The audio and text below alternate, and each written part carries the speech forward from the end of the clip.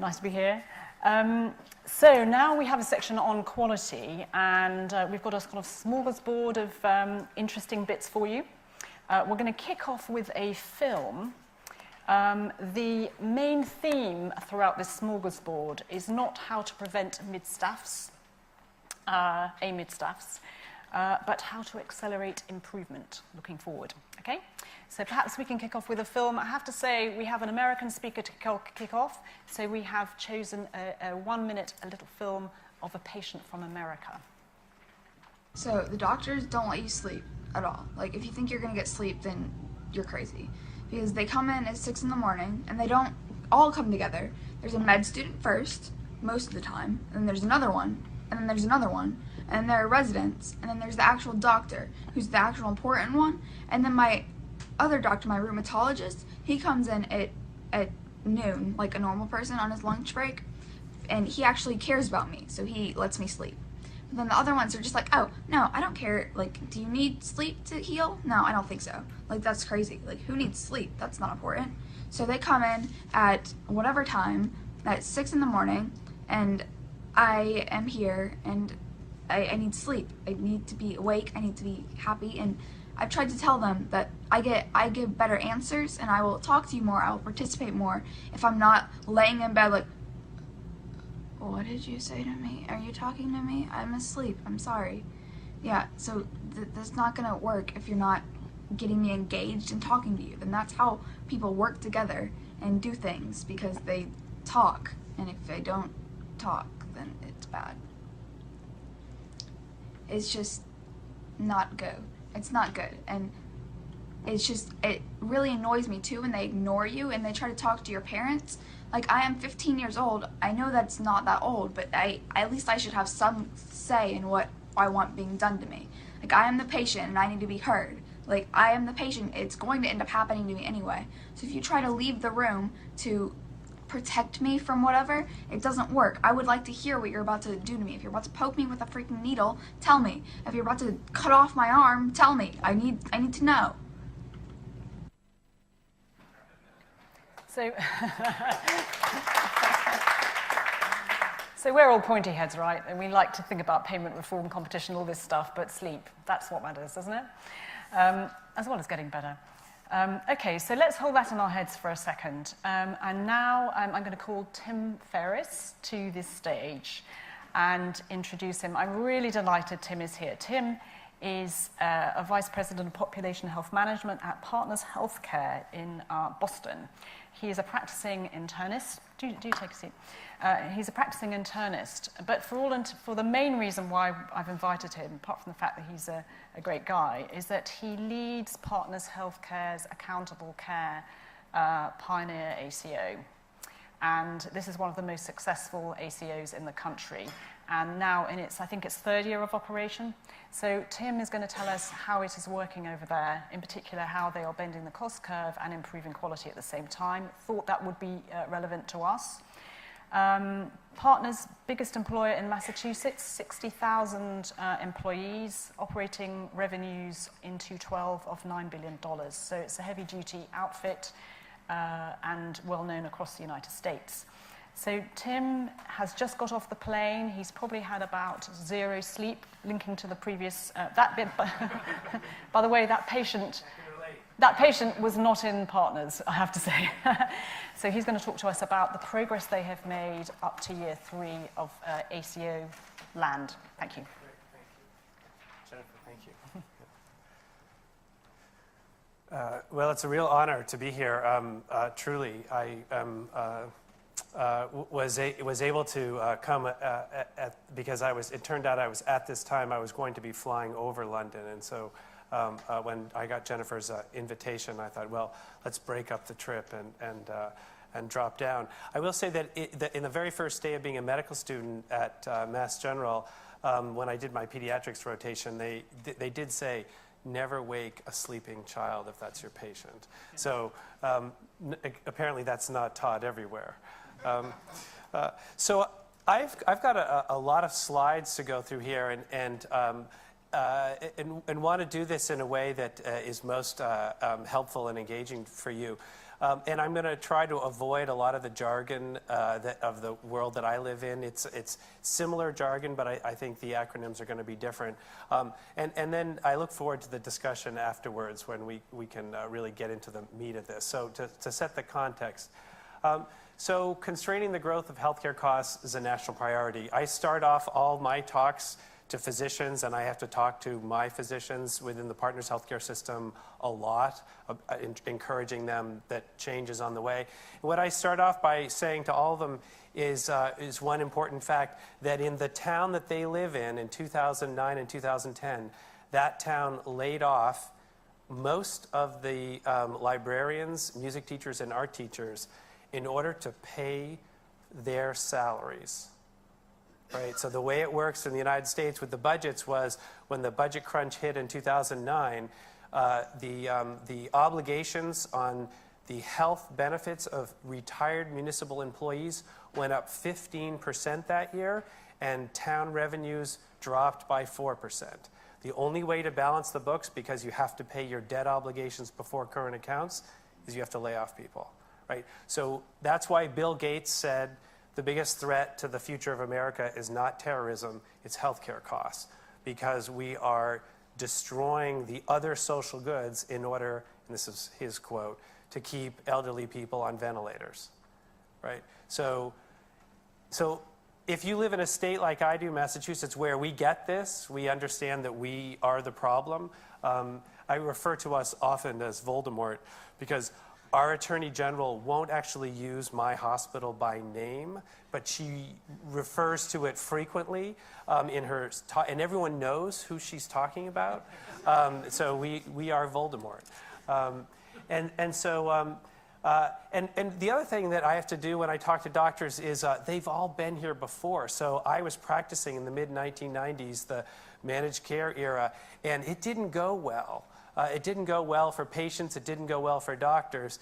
And so when the doctors say, haven't we all been here before? Why is this different?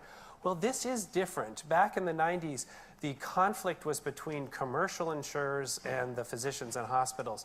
The government was standing on the sideline watching. The government is now not on the sidelines. The government is being very proactive.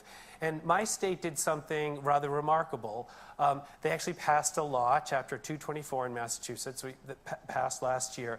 And the law actually sets the maximum rate at which healthcare costs can grow. First time that's been done. Now, there aren't a lot of penalties. There was a lot of wrangling about whether or not there should be penalties. But they said, let's start off by just saying, let's put a cap on healthcare cost growth. So in my state, they decided that was 3.6%. They're trying to do it sort of close to inflation for the state. So the economy is much worse. Government is being proactive. And the rate of change is slower. So what's different from the 90s is we're not being asked to cut like we were in the 90s. We're just being asked to grow more slowly. Keep healthcare costs at inflation, not twice inflation, which is what they've been growing for the last 40 years. And we have a couple of things to be optimistic about. We have much better health IT, and we know some things that actually work. As in the 90s, we didn't have a lot of evidence around this. So our focus should be on reducing medical expense trends. Sorry for all the words. We have to take financial risk on costs of care, and I'll talk about that. That's what I'll talk about. And partners' increased ability to care for a population of patients. We actually have more confidence. So we decided to do this because we've been doing little pilots, and those little pilots turned out to be pretty successful. That gave us confidence that we could try to expand them. The importance psychologically to our organization of having small, successful pilots, I can't tell you how important that has been. We would not have taken such a big leap into taking financial risk for patient care had we not had some confidence-building pilots. And then I would say the challenges, so we have lots of different people who pay for health care, commercial insurers, state, federal, and they don't have the same ideas about what the solution should be. So actually, they've all got different policies. We have to give care to all our patients, and those patients have all those different payers. And so those policies that are coming at us aren't the same. We actually can't create solutions that are policy specific. We have to create solutions for all the different policymakers, the payers. That's quite challenging, actually. And that's I'm going to talk about our approach to that. We also have another challenge, which is in these new payment systems that we're subject to. We're a large corporation, as Jennifer pointed out, and we have over 10,000 doctors in our system, 60,000 employees. We have a system of incentives of payment internal to our integrated delivery system, which is based on a fee-for-service system. That is not the right way to pay people inside a system if you're now taking risk.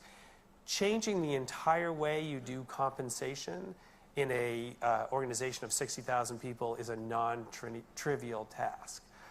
And then I would say what we spend almost all of our time talking about, and what I spend most of my time talking about with the boards of our various organizations, is the pace. How fast? So if we go too fast, we're going to lose the organization in the process. If we go too slow, we're going to lose the politicians. The politicians want results right away. And I'm very concerned, and they threaten all the time, this sort of Damocles, that if we don't make changes quickly, if we don't constrain the cost of healthcare quickly, they'll use a much blunter instrument and just cut rates.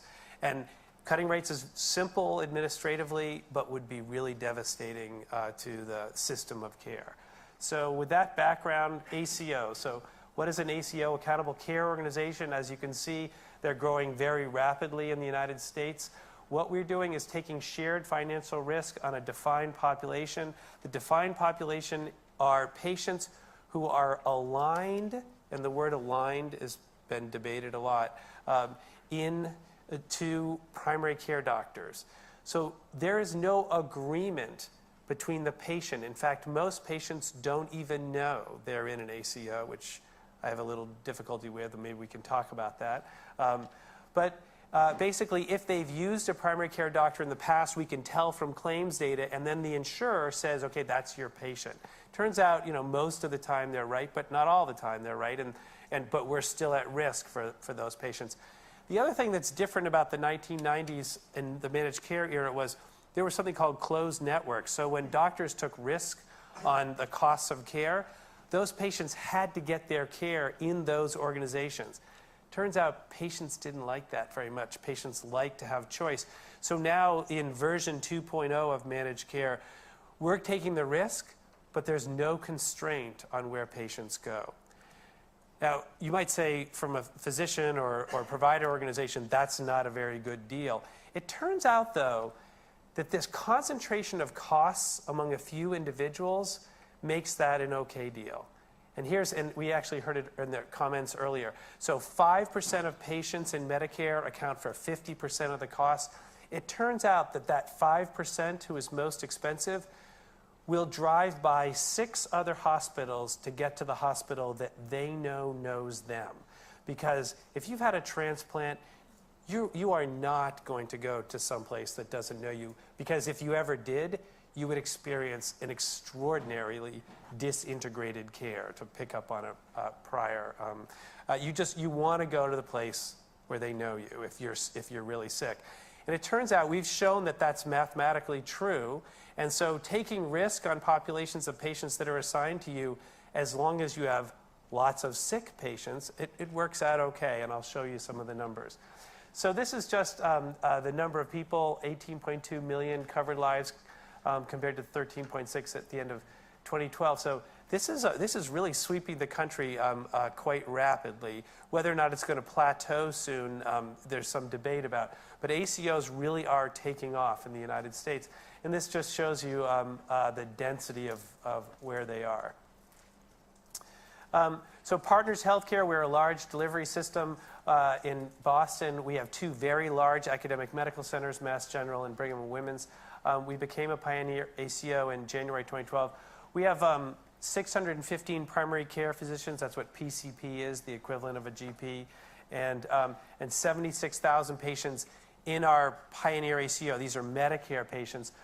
So what happens? So we feel the pressure to reduce cost trends. We sign new contracts. It's amazing what happens the day after you sign a contract that turns your world upside down. I mean, a lot of celebration, we're going to do this, and you wake up the next morning, you think, oh my goodness, we just turned the financial world under which we've been operating upside down. We are not organized to, we were very well organized to succeed in a fee-for-service world. Some would say we were too well organized to succeed in a fee-for-service world. And we have to change our organization structure, so we had to do that quite quickly. And then 3 sets of activities we had to engage in. The first, on the far left, is network affiliation. So we have a lot of doctors in our network. Some said, you know, this journey you're going on, we're not going on it with you. And we were so pleased that they had the self-awareness to make that decision, because in this kind of journey, you don't want to drag people along. You want people to be on board. The second thing is this, we call it our internal performance framework. That's about how changing the money flows through our system. I can say we're on version 3 of our internal performance framework. Enormous conflict about this. Who gets the money? Where does it go? It's a great source of pleasure in my job. And then this is actually the big source of pleasure in my job, which is investment in population health management infrastructure. So my CFO doesn't particularly like it when I say this, but it turns out you actually have to spend money to save money. The fee-for-service system did not fund the glue, the integration, the stuff that makes the system work together. In a capitated system, we actually have to invest in the glue. Turns out when you sign these contracts, there's no new money. All the people who pay for healthcare in the United States have said, we've given you enough. We're not going to increase just because you have to do this new work. So you have to get this money internal to yourself. So what did we have to do? We had to put in place a tax. You know how much Americans like tax, right?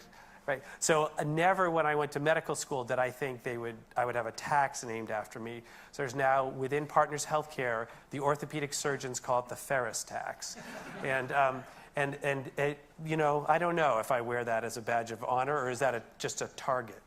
And so what do we have to invest in? We have to invest in primary care and care coordination, and then specialty care. And I'll talk a bit about the specialty care side, because in the 90s when we did this, the specialists were left off to the side. We paid them discounted fee for service, and they were not really integrated in the process. But it turns out it's the specialist pen, or I guess now it's the specialist keyboard, that drives the vast majority of the costs. And so if they are left aside in this, you're not going to succeed in constraining costs.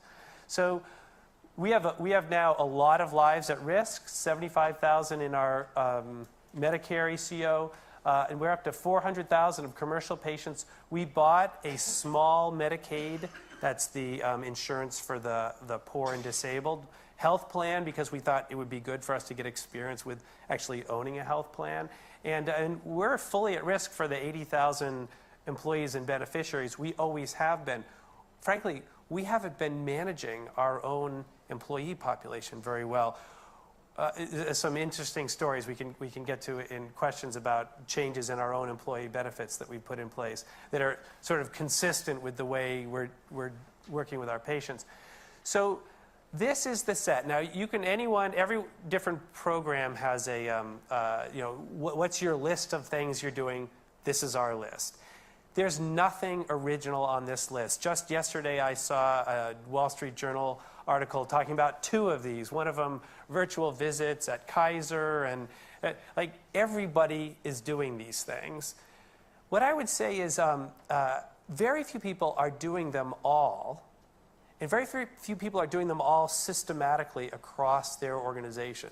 This is what the Ferriss tax is paying for. So we are transforming all of our primary care offices, a high-risk care management program, care coordination for the very sickest patients, and I'll talk about that specifically. That's where our evidence comes. And reintegrating mental health back into primary care. Oh, and by the way, you guys are my model for that, because I've looked at some of the fantastic work that's been done a little further south, and that's been the inspiration for my work here. In specialty care, I rely on work at San Francisco General Hospital by Alice Chen. She's got a system published in Health Affairs and New England Journal. I believe it absolutely will be the future of the way primary care doctors and specialists will take care of patients. Virtual visits, we're committed next year. This year we did 200 visits virtually. We're just barely getting started. We're ramping up to 10,000 visits next year. I'll talk a little bit about provider order entry and patient-reported outcomes systems. In the post-acute area, SNF networks, mobile observation unit, I did this just the other day. I had a patient come in with a cellulitis on a Friday evening. Normally, like just 3 months ago, I would have sent that patient to the emergency room because I needed to get to my daughter's ice hockey game.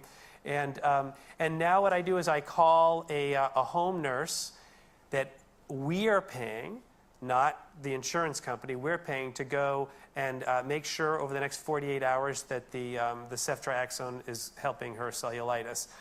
And she would have been admitted a couple months ago at Mass General, and we're not admitting her now.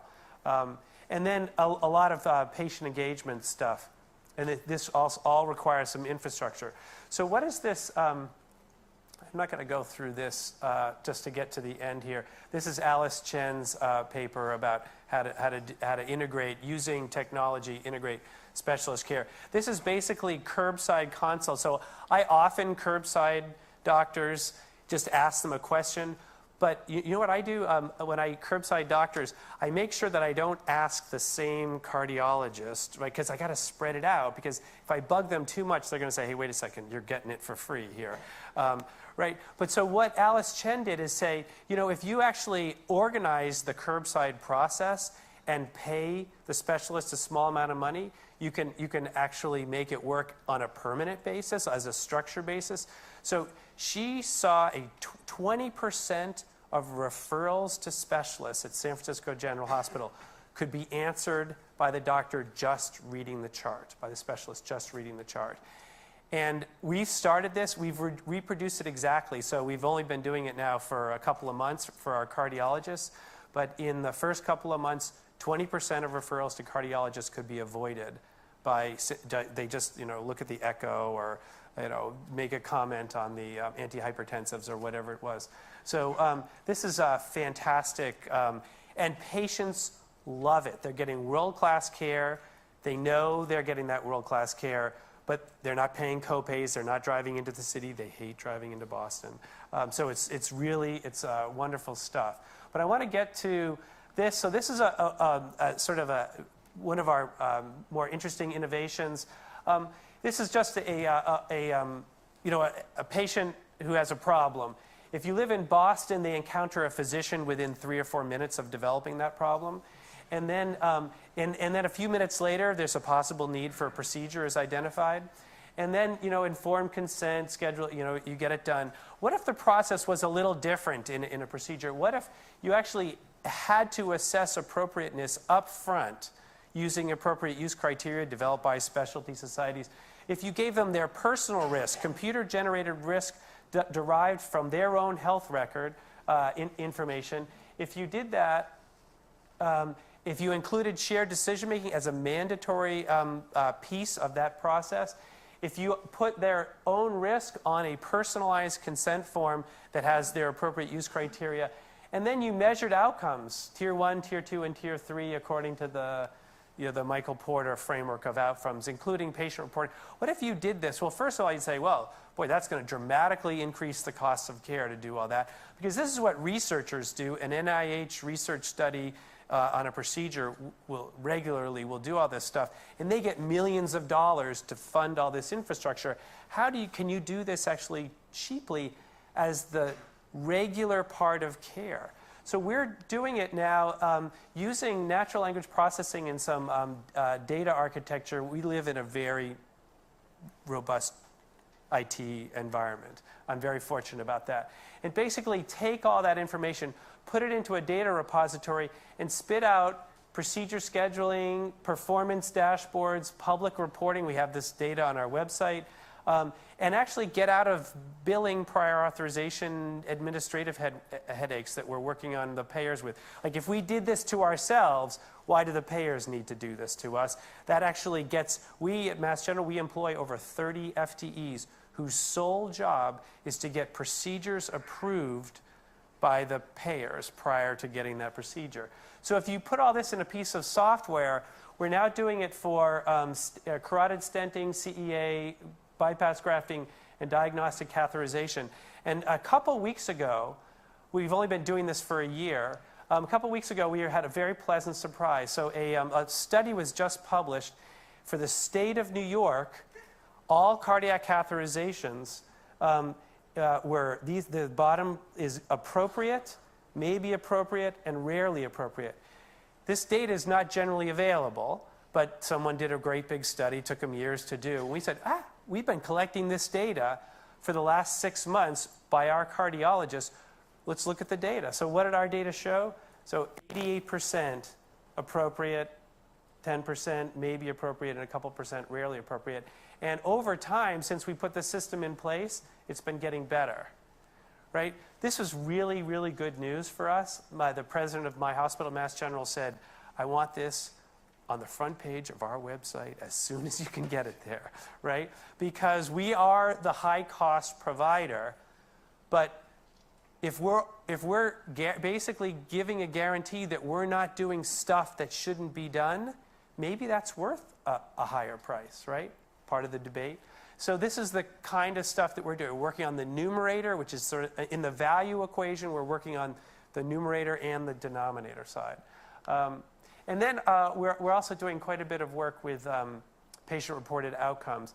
And you know, very famously, Penn in the United States in the late 1990s did a big push on doing outcomes. Everything should be outcomes.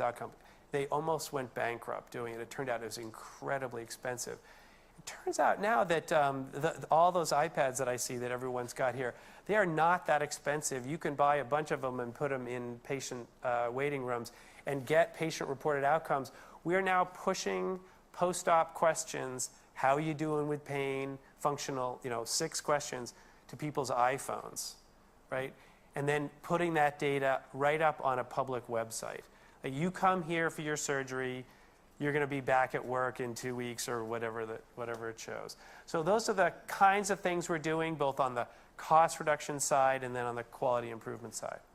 I guess I'll stop there and we'll do questions. Is that right? So much. So maybe Tim, okay. You could come and...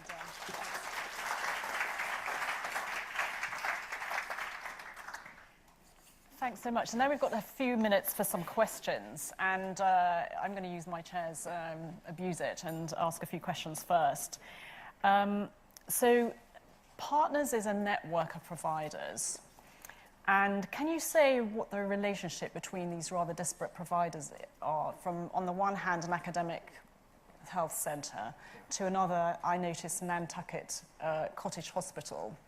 What is the nature of the partnership there between these collaborating centres? I'm going to try to answer it succinctly. It is a federation, so it is not the governance of it is as one would govern a federation. There are 2 pieces of the federation. There's the fully financially integrated, and all of their bottom lines roll up to one corporate account. And then there are the affiliates. And the affiliates are much more loosely associated. And each presents their own challenges. So managing a small safety net hospital in a small island off the coast of Massachusetts is a really different than managing the electrophysiology service at Mass General, highly specialized, high-end technology. And so we try to manage the whole. For the integrated groups, it's a hierarchy. But for the affiliate groups, and I will say the affiliate groups include some community hospitals and a lot of community doctors. That is much trickier because trying to do programs like this program with affiliates, we can do it with the integrated groups, but there are laws in the United States around the financial relationships with affiliates. And so, for example, I can't use the tax to fund the infrastructure necessary for patient-centered medical homes, because that would actually be an inducement to an affiliate doctor. I can do it for an employed doctor, but not for an affiliate doctor. So we have to come up with all these workarounds. It's very complicated. Okay, thank you. Thank you. Now, I noticed that there are 23 accountable care, pioneers, accountable care organisations, and the evaluations as published so far show that overall there is a spending reduction. They are indeed bending the cost curve, although 9 out of the 23 did that, and the others haven't yet, Yes. as far as I understand, but yours is one that has. Yes. Can you say a little bit more about that spending, sort of the extent to which the curve is bent, and Yes. also in the overall evaluation, the spending savings seem to come from outpatients rather than inpatients or skilled nursing facilities post-acute. What's your experience at Partners?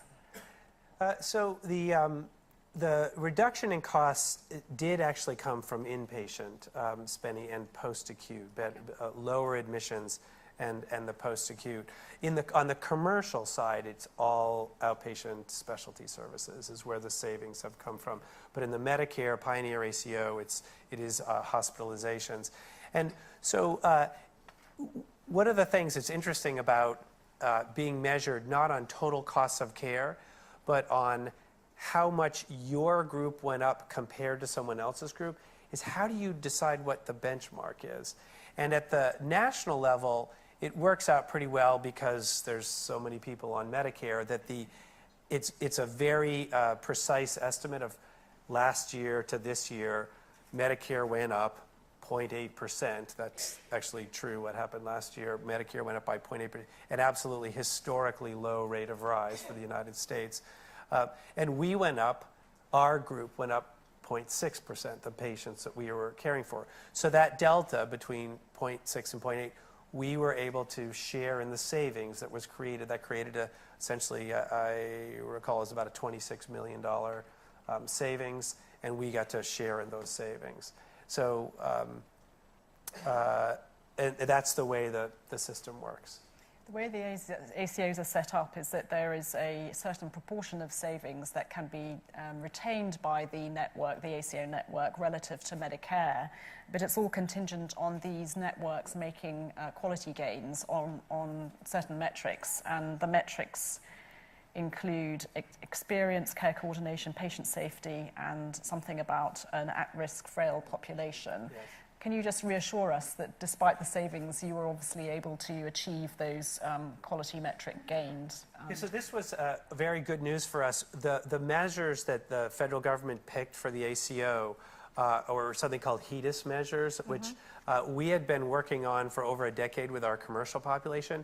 And it's one of these happy coincidences. We haven't been working on improving our diabetes care, getting our hemoglobin A1Cs down and LDLs and so forth.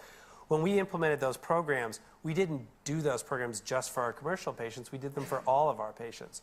So we were very pleasantly surprised when we got our performance data for our Medicare patients. We had never seen our performance on Medicare patients before a year ago. And we got our performance. Our performance was at the very top nationally. And we credit that to the fact that we'd actually been doing that work for our commercial payers for the prior decade. And so we didn't have to do any new work in order to get those high quality scores. Thank you. Lots of discussion in this country about how do you get change inside providers, because clearly where the savings is going to come from is from day-to-day change in behaviour. Can you say a little bit more about what has affected the change in Partners, of all the kinds of things that you could be doing? You mentioned payment reform being a critical one. Yeah. What's been the most powerful change, and how have the physicians in particular, or clinicians, responded to some of the opportunities that the ACO has given them? Yeah, I guess I would say there's a few different strategies in place. There's not a panacea here. I'd say for primary care, it was really about giving them the infrastructure necessary to run their practices more efficiently and the tools to run their. So the United States has starved primary care for a good 20 years, and what we've had to do is take some of this tax. Maybe this is a Robin Hood situation where the specialists had been rather relatively well paid compared to primary care. Take that tax and invest it in not in increasing our primary care doctors' salaries so much. It was actually just in the infrastructure necessary to run their practices. Because when you look at primary care doctors in the United States and how they spend their day, it's really ridiculous. They spend 40 to 50% of their time doing paperwork. They're just collapsing under mountains of bureaucracy. And basically what we're doing is putting in place the infrastructure necessary to get that bureaucracy off their plate. And a few other things. Our care management nurses to help them with their sickest patients. That's one strategy, is give them the infrastructure necessary to really provide the care. I would say on the specialist side, it's a really different discussion. And here, I'm very fortunate to work in an academic medical center where the specialists are really interested in evidence and improvement based on evidence. So the pitch with the specialists has been, if I wanted to introduce something like the patient-reported outcomes, they basically have said to me, well, let's write it up. Let's prove that it's more effective. And so if you actually can do it, if you can introduce it in a way, I'm intending to scale it, but if you can introduce it in a way that says, this is actually going to not just be a management process, but it's actually going to be a scientific process. We're going to study it. We're going to write it up. And you're going to participate in that. Like, this is your thing. We're going to help you participate. That is, I'm very fortunate to work at a couple hospitals where that is an enormous value add for those physicians' lives, and so they're particularly receptive to it. Thank you. Also, the way the ACOs work, the first couple of years, if they're successful in achieving quality goals and reducing costs, then they can move in the third year over from a fee-for-service basis in year 1 and 2 to a capitated outcomes basis, capitated per member per month, which is quite a different ballpark. And you're in the early stages of that at Boston's. Can you just say a little bit about how that's working and how everyone's responding to that change of financial physiology? Yeah, that's, I would say, it's very, very difficult. So the organization of our system, each little entity, literally a physician's practice, bills for themselves, and the revenue comes in each of the individual places.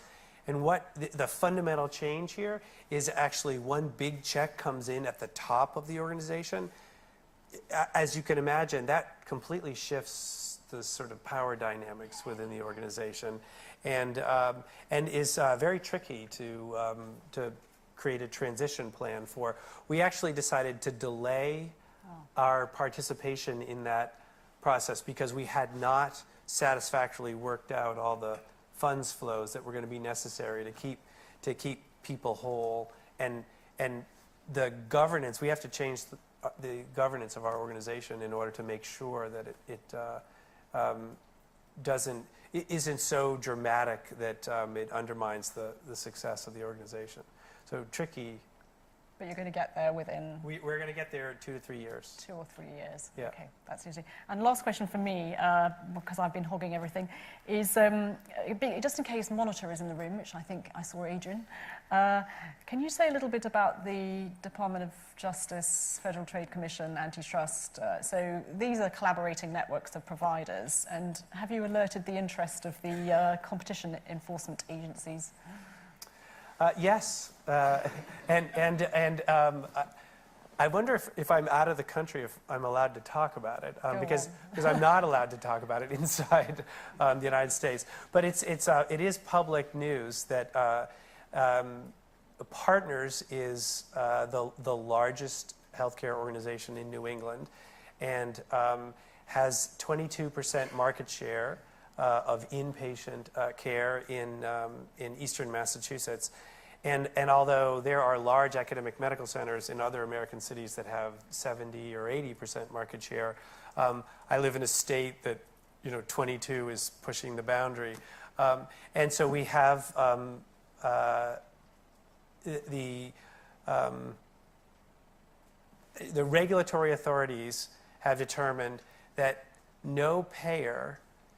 they believe no payer could survive in our marketplace without contracting with us because of market power. In other words, to be quite specific, no employee would sign up for a health plan offered by their employer that did not include our hospitals.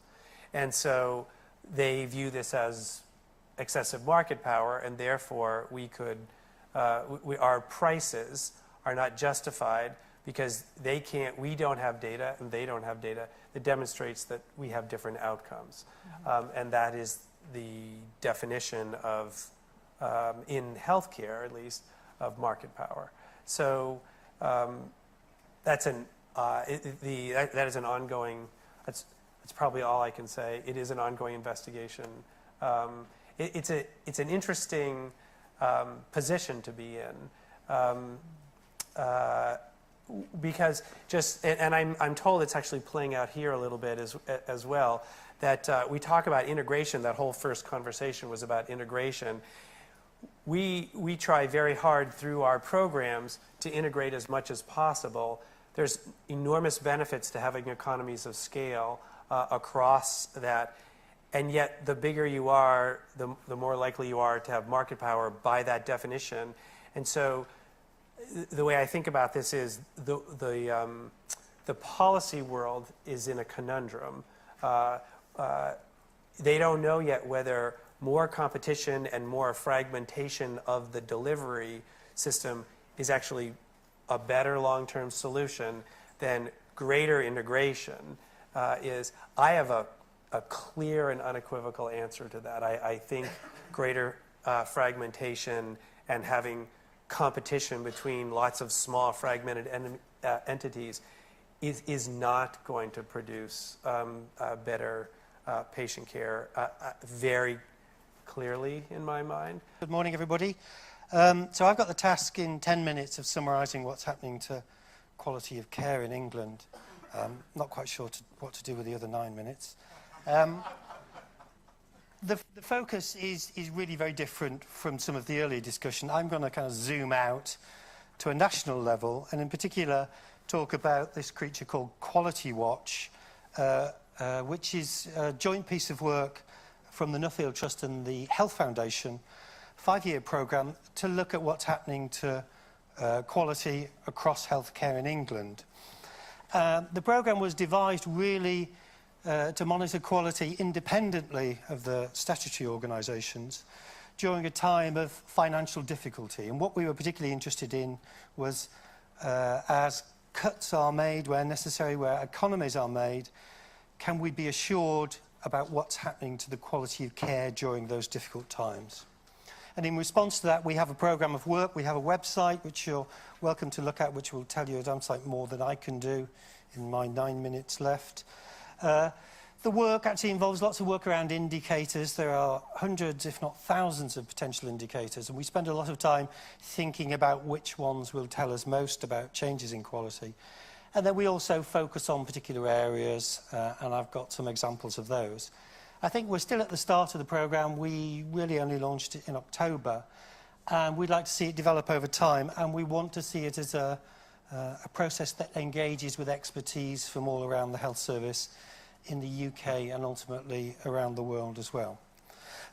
So I'm just going to pick out 3 or 4 headline issues that I fret about.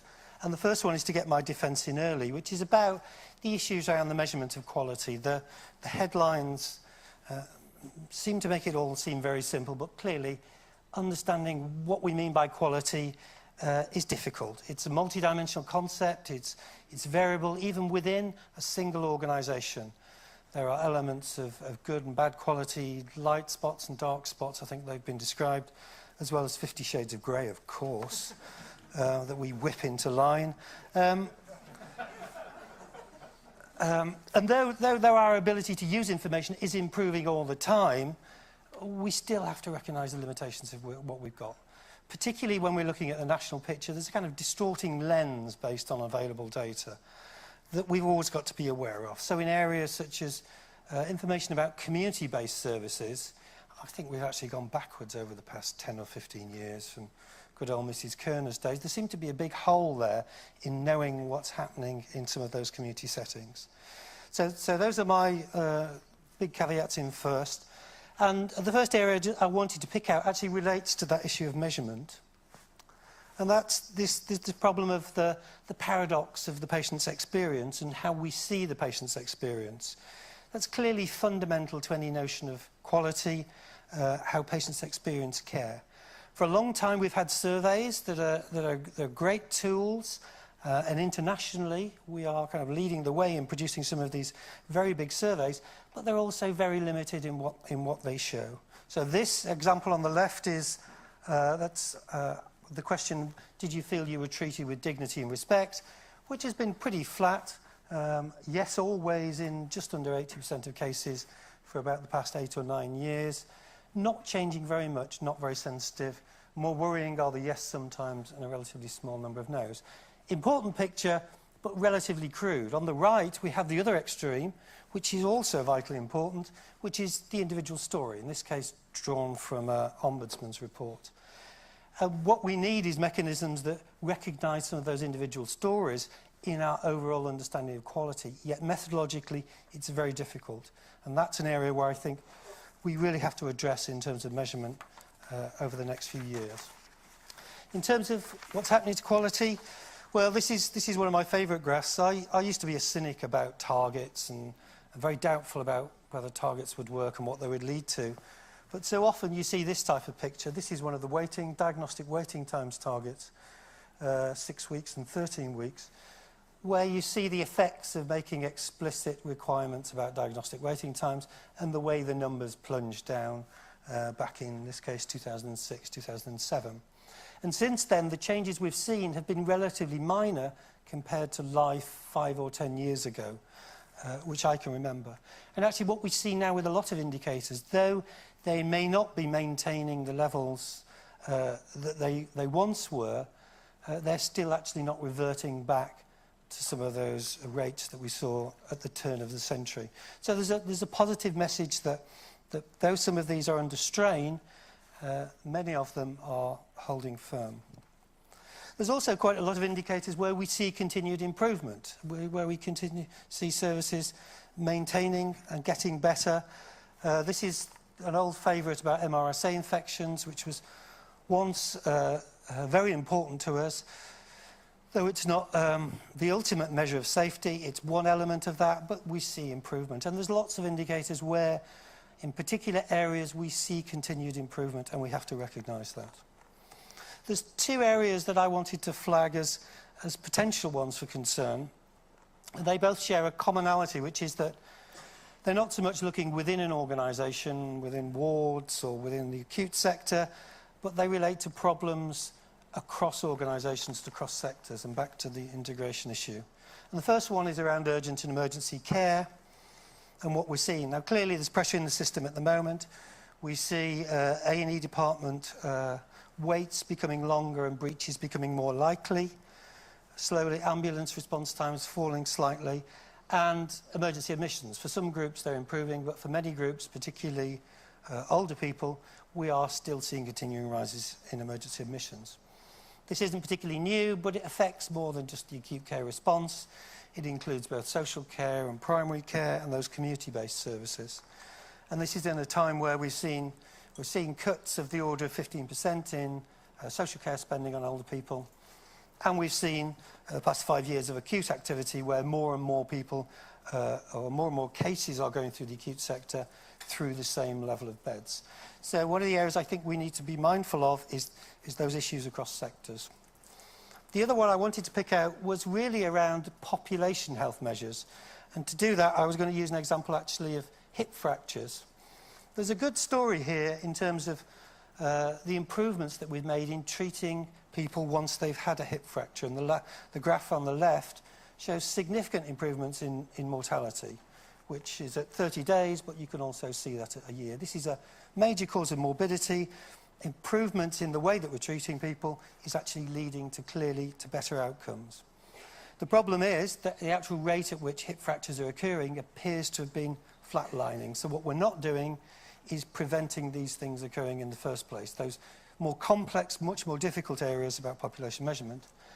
And what we're also not doing is addressing that graph on the right, which kind of shows you that deprivation gradient.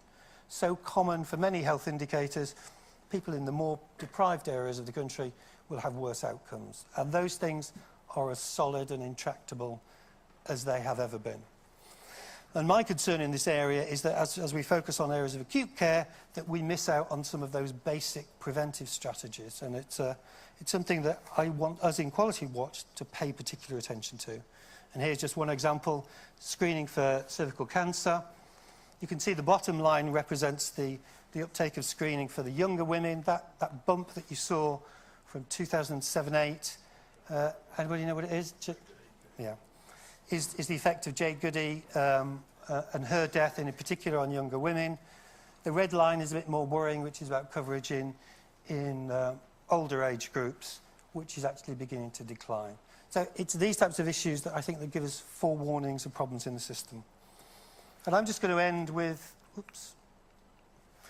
a quick mention of our forward programme. As I said, we have many indicators. We are looking to refine them. We are planning a consensus process, and we're looking for input from you about what you think are the best ones. And we're also interested in ways that we can improve measurement and whether or not some of the resources that we have within the team at the Nuffield can actually try out different methodologies, particularly around the use of linked data. We saw a lovely example from Massachusetts this morning about how comprehensive data sets can look at what's happening to patients over time, monitoring appropriateness and outcome. And we can do a lot of that here, and I think we can do a lot more of that. And then there's also issues about how we determine benchmarks and yardsticks for success. So I'll close there. Thank you, Martin.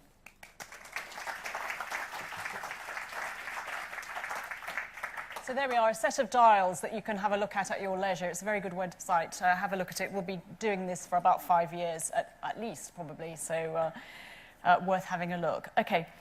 So now, before we have our next panel discussion, what we're going to do is show you a second film, this time about 60 seconds from a patient from Britain, in fact, from Stockport General Hospital. Perhaps we can play the film now. The care was wonderful at every stage. They were kindness itself, they were, when it was necessary, they were light-hearted and made me, for one, feel that things were all right. All the staff were marvellous. They claimed to have fallen in love with my mother, but they were superb and nothing was too much trouble. Everybody was respectful, everybody took particular care and treated my mother as an individual person rather than just a patient. Yes, to that, I just ate the grapes and smiled. Well, I send them, and I'm sure Charlotte and the rest of my family send a great big thank you.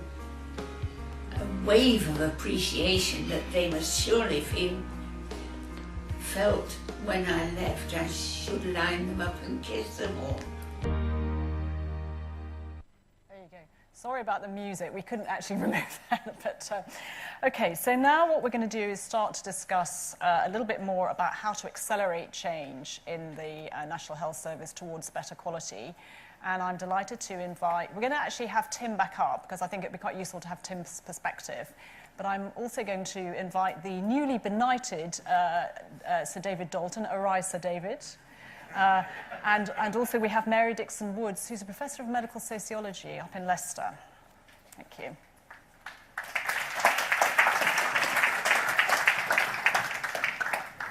Thank you. Sit anywhere you like. There you go.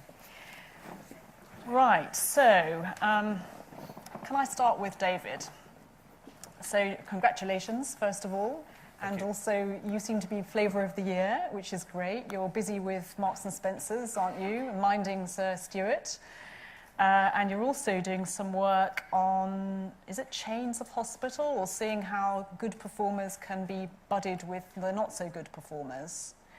Can you say a little bit about that particular piece of work, what you understand it means, and how you're going to go about trying to address the question of how a good and a not so good might usefully learn from each other?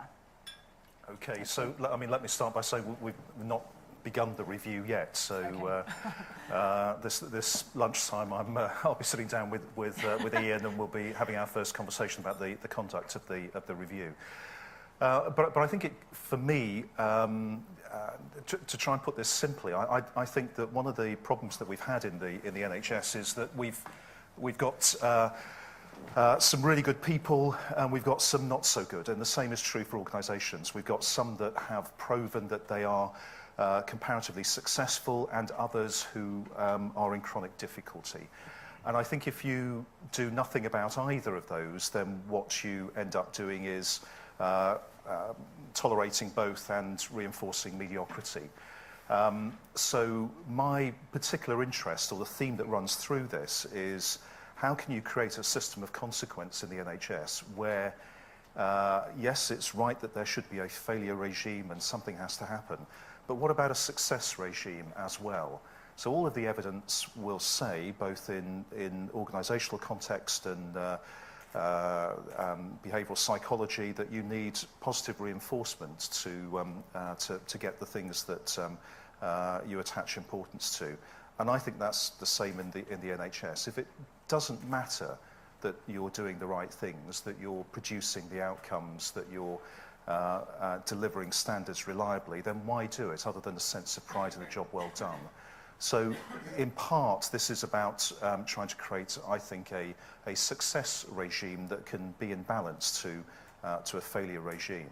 And I'm attracted to the notion that if we have 40 or 50 organisations currently in deep chronic trouble, is there a way in which you can use the systems that appear to have operated successfully in other organisations to connect with those? Now, people are calling this chains that may develop, and they may well develop in our thinking as a consequence of the review. But I mean, that's the purpose of it, really, to try and create something where it matters if you succeed, and try and connect that to those organisations in difficulty.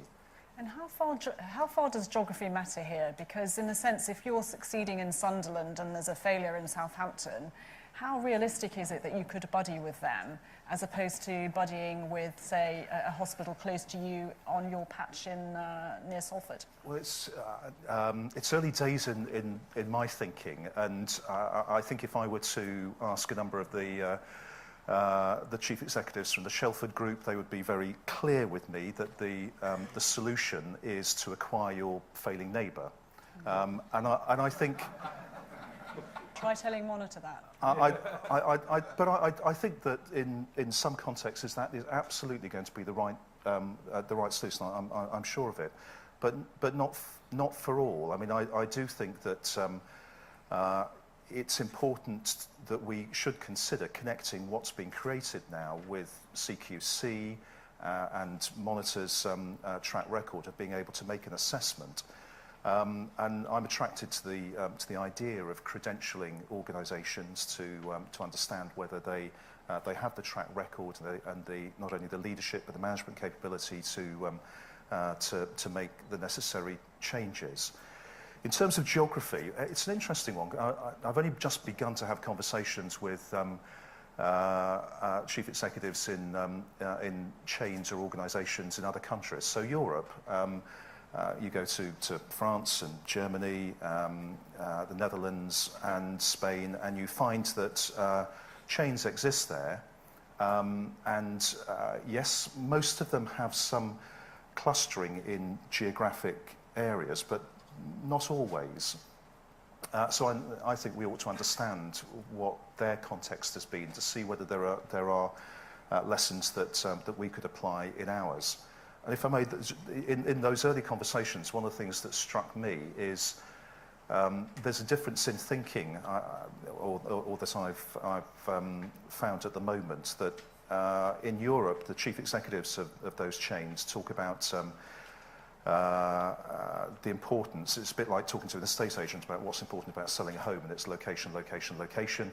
It seems to be it's standardization, standardization, standardization in Europe. And so the conversations that I've had with them has been that they see you can drive value and money out of standardizing back office functions, particularly procurement, IT, strategic HR, and those sorts of functions. We're a bit timid around that, don't have a good experience of doing it, but they do. They also standardise around care pathway, but they do it purposefully, because what they want to do is standardise around workforce and skill mix. Mm-hmm. And they think it's rather odd in England that we, you know, you can go and have a look at pathways in different organisations and you'll see different workforce responses. And they don't do that. You know, they staff their wards and departments in a particular way. And the third area of standardisation is in the improvement methodology that they employ, which they do at scale, whereas we have attempted to do this, but not particularly successfully. So compare that standardisation approach to the one that we have in our thinking in England, and it's much more driven, I think, by the idea that if you acquire an organisation, you create a greater mass, and you can pull an economy of scale from that. I think that's not yet proven in all places. We can go around the country and see where mergers have worked well in this country, not many, and you can go to other places where they have been attempted and they remain in difficulty. And we need to understand the reasons for that. For me, this is a fascinating agenda. There are many other people with agendas and interests and knowledge far greater than mine, so I'm going to look forward to talking with them. Particularly, I think, looking at how does this position itself with our current thinking about competition as well. Because of course there's one end of the spectrum. You could say that there's a whole concept of chains being owned by a headquarters, so the whole chain being owned by one entity, and then you have a more affiliated federation. You could say some of the emerging AHSNs are such affiliation. Well, they are beginning of collaborations, which may be more on a geographical patch. So which is the more valuable? I was interested to hear about the health partners arrangement, for example, where there are affiliations and it's not a kind of ownership situation. So there's some very real choices here, and our evidence base seems pretty thin on both. Yeah, so AHSNs, I think they're too new in the landscape of the NHS. They may be able to offer something, but I don't think it's going to be about the redirection of organisations in a particular geography or across wider geographies. I personally can't see that, and I'm actively involved in my own in Greater Manchester. So I don't think it will be the HSM which will be the solution. You know, I was taken by a remark that Philip said right at the beginning, that this is predominantly it's a people business where you have to create systems and have management processes, but in the end this is a people business, and I think this is going to be about getting a coalition of interests who really do want to tackle some difficult stuff.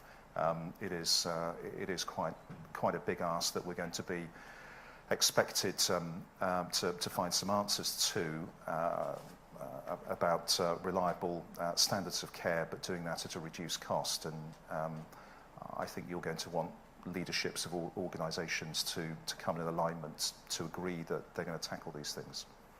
Okay, last question for the moment to you, David. Salford is held up as being the poster child of safety with respect to acute hospitals in this country.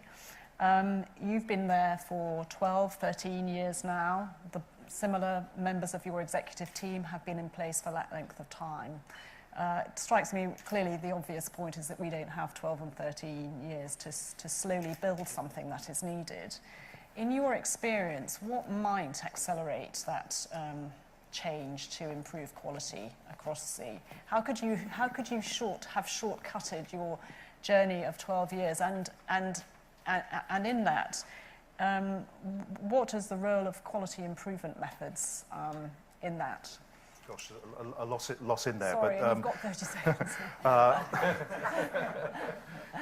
So I think there is an opportunity to learn. I think a lot of this is about mindset of leadership, and you can go around the country and see the contrast of it, that boards and senior leaders who understand that the solutions to improvement are not going to be found in the executive offices, but they're going to be found deep inside the organisation. And how do you organise the liberation of those ideas, but do it in a disciplined way? So for me, this is about having a process that will do that will be really engaging with staff, but having the discipline of measurement and reporting. So you've got to be able to, when you ask people to come up with ideas, to test them, to see whether what they're attempting to put in place, the change in practice or behaviour, results in the improvement or not. And so measurement is absolutely crucial in this. But the other thing, I do go around the country and talk to other boards about their approach, and I think one of the difficulties is there's a lot of good work happening, and staff are much more engaged than they ever were on these sorts of issues. But I think our real difficulty now is around reliability. So you can see this happen in a number of places where learning collaboratives or whatever method is being employed in a number of wards or departments. Great things are happening, but getting that spread across a single organisation is bloody difficult. And so how do you get a reliable spread in one organisation, let alone across systems in larger geographies?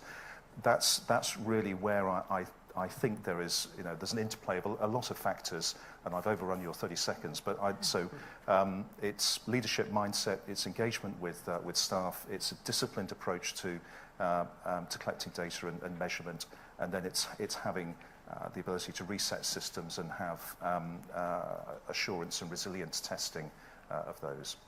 Thank you. I think that's a good segue into a discussion with Mary. Many of you may not know Mary, actually. Mary's obviously a figure in her own right in the academic world, but she spent a lot of time looking under the bonnet of NHS organisations to understand the culture of those organisations. And I know we spend a lot of our time discussing the policy cocktail in which providers sit, but Mary's been looking at providers themselves and what is the cocktail of context that can make them go faster in improving quality. So Mary, I just wanted to maybe pick you up on that and what David talked about with respect to spread and culture within hospitals or within providers. You've done big studies looking at this. Can you say a little bit to this audience about the essence of what you found? In other words, what matters in how would you describe a conducive internal context to getting more rapid change? And also, what would we need to do now to try to accelerate change? Thanks very much. So a lot of what we're doing in our research is trying to trace what's happening from the blunt end of the policy-making arena through to the blunt end of organisations down to what's happening at the sharp end. A lot of what David says is absolutely consistent with what we have found. What you need to be doing is creating systems where people are problem sensing, so they actually know what the problems are in their systems. And the NHS, like a lot of other health systems around the world, is not always very good at problem sensing.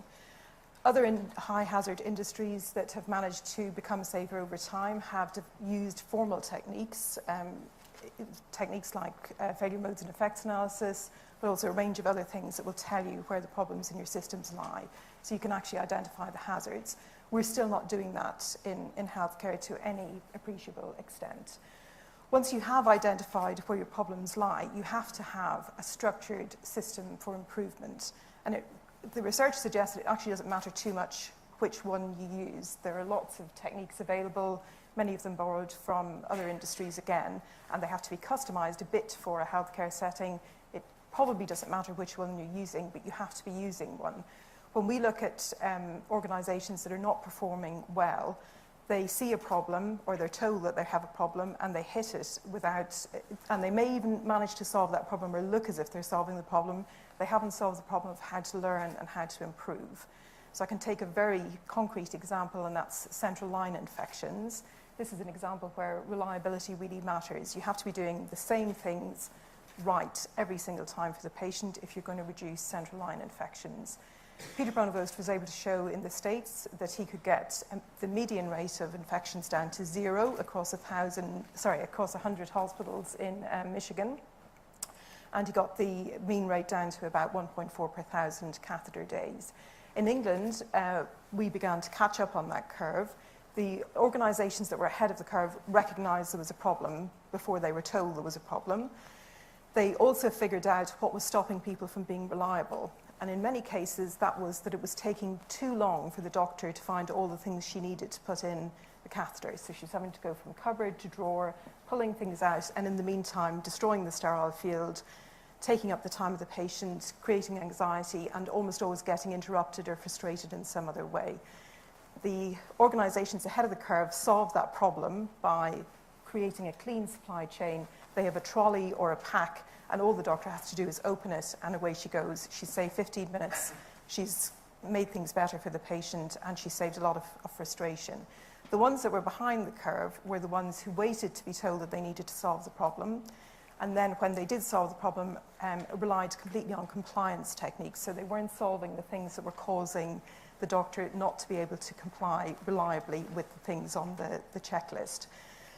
And very briefly, this is a feature of improvement work, is that people often don't understand what the intervention is, and they don't understand how it works. This has been a great frustration to Peter Pronovost, that his intervention in Michigan was widely understood as being a simple checklist.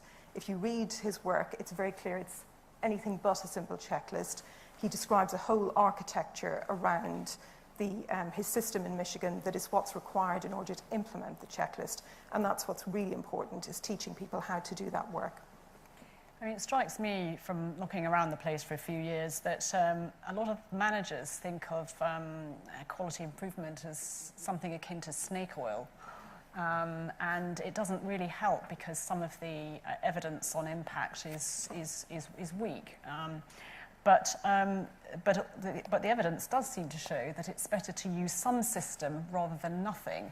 And some have described quality improvement techniques as the application of science to everyday endeavour in healthcare. So better to use something structured than not. Now, the amount of capacity, talent, skill in this area in this country strikes me as being lacking, vanishingly small, particularly in the clinical community. We've had the Modernisation Agency, we've had the Institute, we've now got IQ, but it's never really caught fire, has it, across the country? So given that we are now in a situation where we need to accelerate, or else, should we be thinking more fully about this capacity that we need to build in this area, and maybe concentrate in particular lines of service that are creaking the most? I'm just thinking of A&E, emergency care pathway, and so on. What's your take on where we are with capability building, and really should there be a better, more industrial strength attempt to get these skills embedded?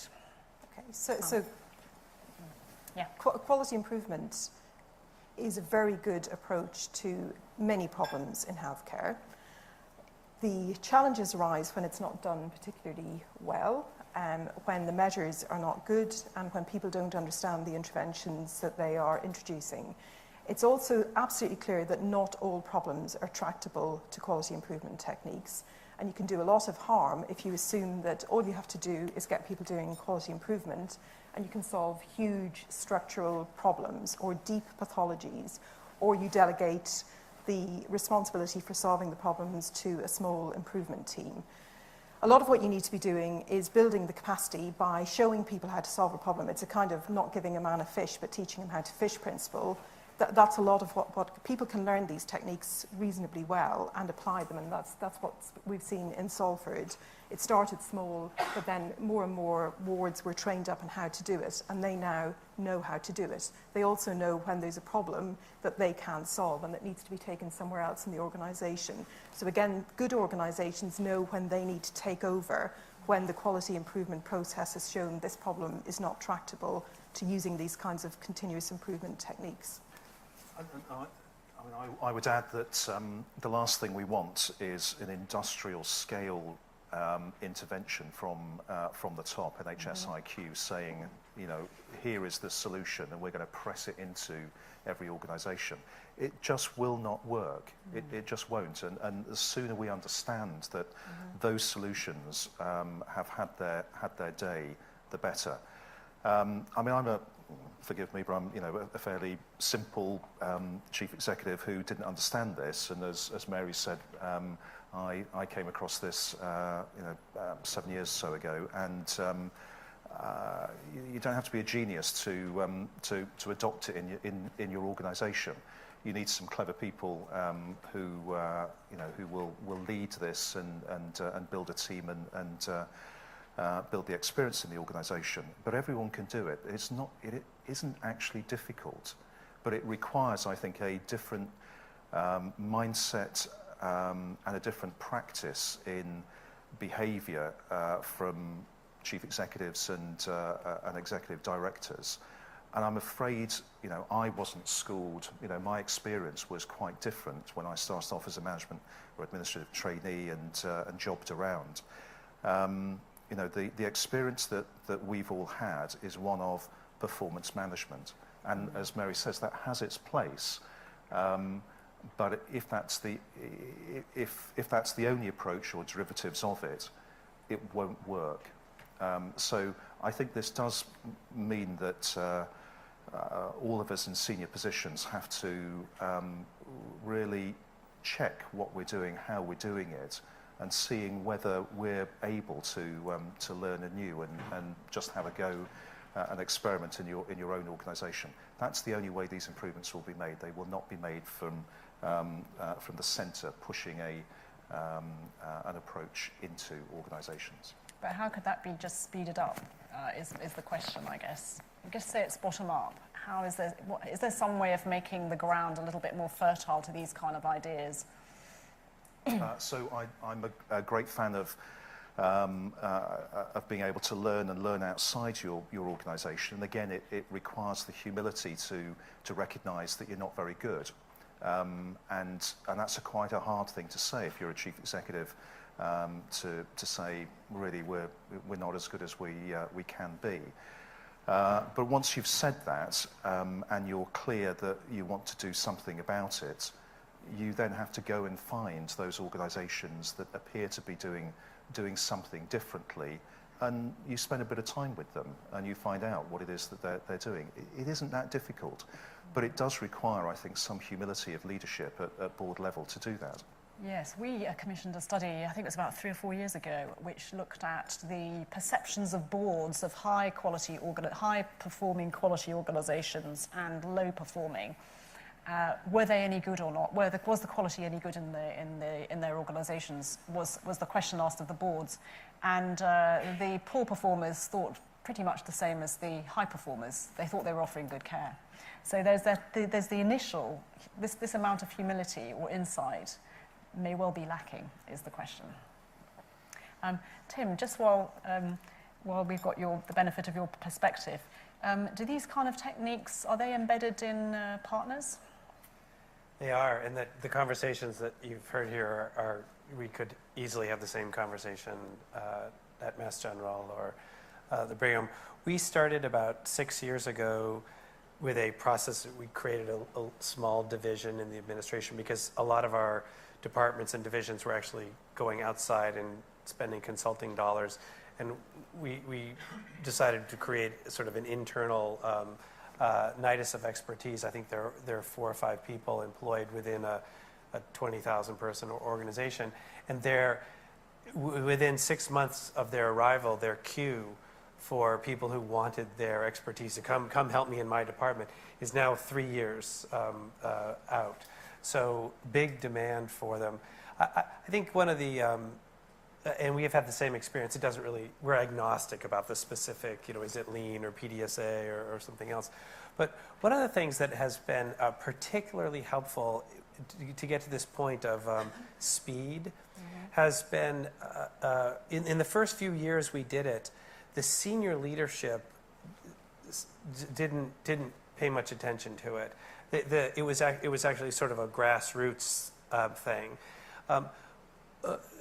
More recently, the senior leadership has said, this year, our top 4 priorities are these things, and we want our process improvement consultants to help you with these things. So it became a much more focused exercise, and I will say that has dramatically accelerated the pace of change. When the senior leadership identifies for 1 year, this year we're going to focus on this thing, or 1, 2, maybe 3 things. It then became less of a smorgasbord of improvement, and more organization-wide. Our organization needs to focus on central line infections. Our organization needs to focus on this. And that combination of leadership setting the priorities with the consulting has proved quite valuable. Thank you.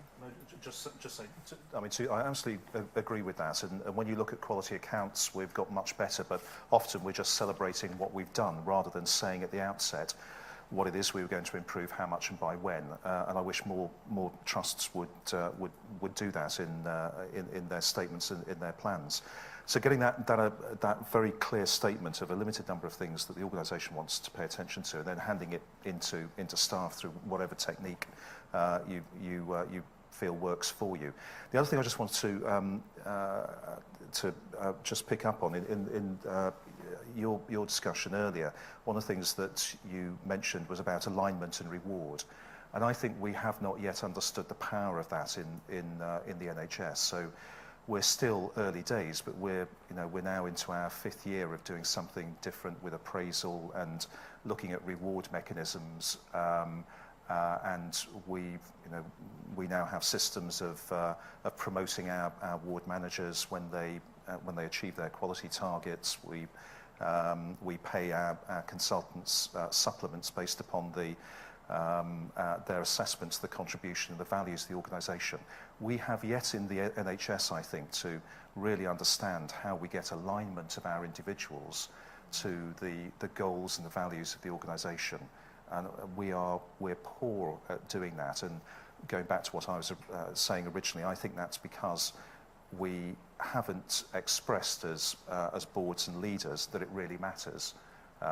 Your contribution really matters to the goals and values of the organisation, and we will reward you if you are a role model, but we'll also intervene if you're not, which could mean leaving the organisation if you really don't want to make the contribution we expect of you. And we need those conversations with people. Thank you. Mary, did you have a point? We published a huge study on culture and behaviour in the NHS last September, and this problem of goal setting turned out to be one of the biggest challenges. So when we looked at boards, they were often not clear about their goals. When we surveyed over 700 teams, they weren't clear about their goals either. So clearly articulated goals that are clear, specific and small in number is one of the keys to progress. And then it's not asking people to work in systems that just don't work and that frustrate them. So to your point about how do we accelerate it, I think one very simple idea could be pay it forward.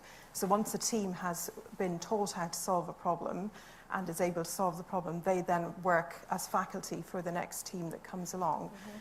The kinds of things that drive people crazy in health systems and that hugely increase risk to patients are often process problems, making sure you've got the outpatients' notes in outpatients. We know that about 70% of the time they're there, the other 30% of the time they may not be available to the doctor. Making sure that if patients have medicines to take home, that they get a complete set and are ready to go at the time that they've been told they're going to be discharged, so they don't have relatives waiting in the car park and then get home to find that they haven't got a complete list. These are process problems that are tractable, but we have to start working out ways to teach people to solve them, not simply tolerating them as drains in the system.